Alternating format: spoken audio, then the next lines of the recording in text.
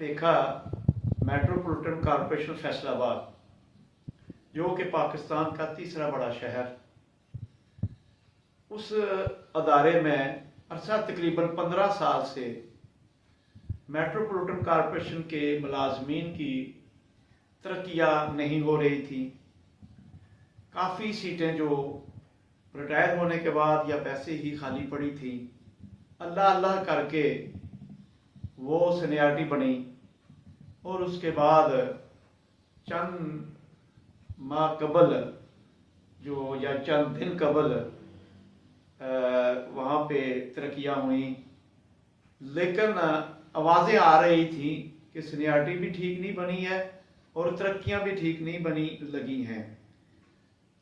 जब दोबारा metropolitan corporation में बल्दियाती इदारे अदालत के हुक्म से बहाल हुए तो मेयर फैसलाबाद आए, तो कुछ मुलाजमीन जो उनके चहेते थे उनको उन्होंने सीनियरिटी को बाईपास करते हुए जो है उनको तरक्की दी और वो मामला अभी अदालत में थे, तो अभी तरक्कियाँ जो है वो दी गई हैं।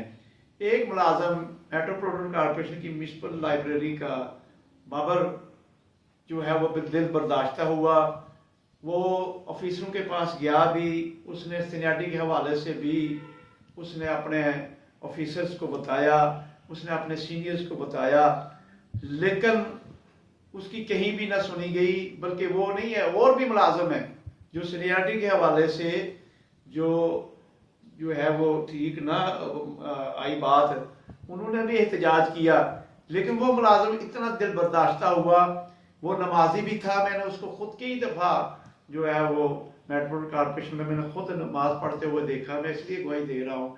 नहायत ही शरीफ था, वो कभी किसी ऑफिसर के सामने, कभी सीनियर के सामने, कभी उसने कोई ऐसी बात ना की है, लेकिन वो दिल बर्दाश्त हुआ और मेट्रोपॉलिटन कॉरपोरेशन की बिल्डिंग के ऊपर चढ़ा और वहाँ से उसने छलांग लगा के उसने खुदकशी कर ली।